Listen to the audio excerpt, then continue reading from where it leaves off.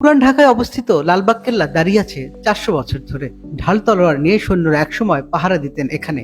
ঢাকাকে বহিঃশত্রুর হাত থেকে রক্ষা করতে 1618 সালে মুঘল সম্রাট আওরঙ্গজেবের তৃতীয় ছেলে আজম শাহ নির্মাণ করেন লালবাগ দুর্গ। এছাড়াও এখানে বিচার কাজ সম্পাদনা হতো। একসময় লালবাগ কেল্লায় 500 সৈন্যের সমাগম ছিল। বড় কাটারা থেকে সৈন্যদের রসদ সরবরাহ করা হতো। বর্তমানে প্রতিদিন দেশি বিদেশি পর্যটকে মুখরিত হয়ে ওঠে লালবাগ কেল্লা। লাল ইট, মার্বেল ও কোষ্টি পাথর দিয়ে নির্মিত এই কেল্লা এক সমৃদ্ধ বাংলার ইতিহাস বহন করে। কেল্লার প্রধান ফটকের সামনেই ছিল নদী। বুড়িগঙ্গা নদীর কোল ঘেঁষে ছিল লালবাগ কেল্লার প্রাচীর। তবে বুড়িগঙ্গা এখন অনেকটা দূরে সরে গেছে। সুবেদার শায়েস্তা খানের আমলে বাংলায় মুঘল শাসনের শ্রেষ্ঠ সময় অতিবাহিত হয়। লালবাগ কেল্লার মধ্যে 3টি স্থাপনা রয়েছে: একটি মসজিদ, দরবার হল এবং পরিবিবির সমাধি। দরবার হলের 2য় তলায় বিচার কাজ সম্পাদন করা হতো। নিচতলায় রয়েছে একটি সুড়ঙ্গ পথ। এই সুড়ঙ্গ পথ ধরে যাওয়া যেত বুড়িগঙ্গার ঘাটে। কথিত আছে এই সুড়ঙ্গ বুড়িগঙ্গা নদীর ওই পারে গিয়ে মিশেছে।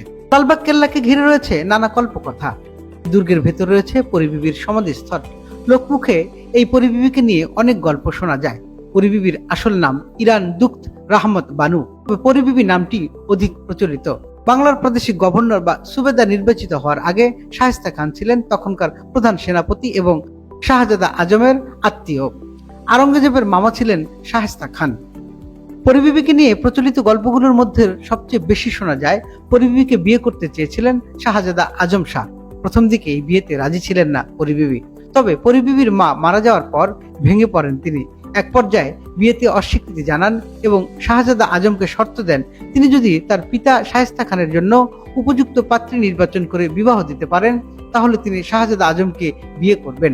অনেক চেষ্টা পরও ব্যর্থ হন শাহজাদা আজম। এরপর তিনি শায়েস্তা খানের কাছে বাংলা সোপর্দ করে চলে যান দিল্লিতে।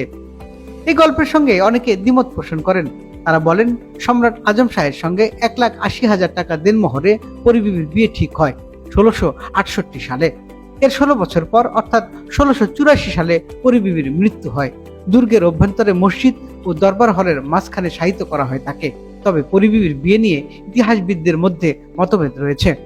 অনেকেই বলে থাকেন পরিবিবির সঙ্গে শাহজাদা আজমের বিয়ে হয়েছিল। আবার অনেকেই বলেন পরিবিবি শাহজাদা আজমের বাগদত্তা ছিলেন। বিয়ের আগেই তিনি মারা যান। ধারণা করা হয় 1 বছরের মতো সময় ঢাকায় অবস্থান করেন আজম শাহ। ঐতিহাসিকদের মতে শাহজাদা আজম পরিবিবিকে বিয়ে করেছেন এমন কোনো শক্ত প্রমাণ ইতিহাসে নেই। বর্তমানে কেল্লার সংস্কার কাজ চলমান। ইউনেস্কোর অর্থায়নে 1 কোটি টাকা ব্যয়ে চলমান রয়েছে এই সংস্কার কাজ। সংস্কার কাজ শেষ হলে পুনরায় সেটি উন্মুক্ত করা হবে। প্রতি মাসে প্রায় 1/2 কোটি টাকার টিকিট বিক্রি হয় লালবাগ কেল্লায়।